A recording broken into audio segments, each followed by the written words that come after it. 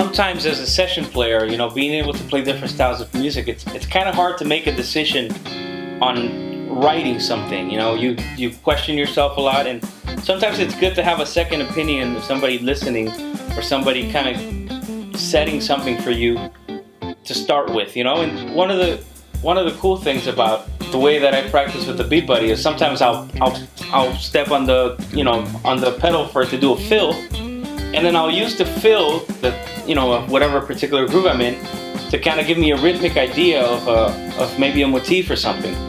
So whatever the fill the drummer happens to be doing on the BeatBuddy, I'll kind of go back and try to figure out a riff to go with it, and then all of a sudden now you're creating a riff to the BeatBuddy, you know. And it's basically your own creativity and your own writing, but it was inspired by something that came out of, you know, a pedal.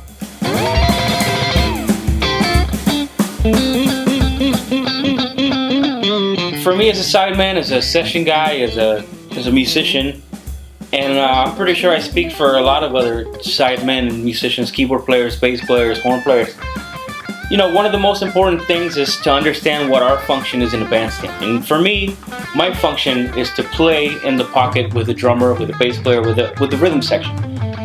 And sadly for all of us, we can't have a rhythm section at our disposal every time we want to practice, you know. And this is probably the closest thing right now on the market, you know.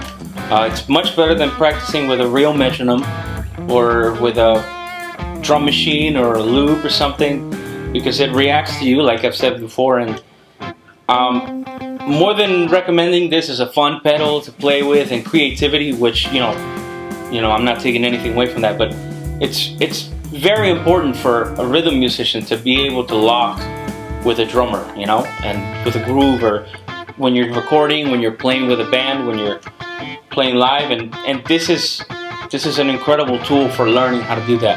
So definitely recommend it to all kinds of musicians.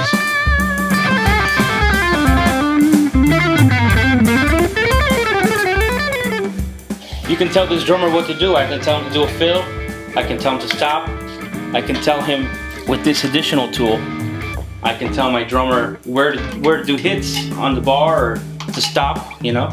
So if I wake up in the morning and all of a sudden I want to practice 128 BPM, I can decide now if I want to practice a shuffle, or if I want it to be rock, or if I want it to be 128 of 7/4, you know. So, and it's all different. It's all different 128 BPMs. So, you know, you can tell your drummer what to do.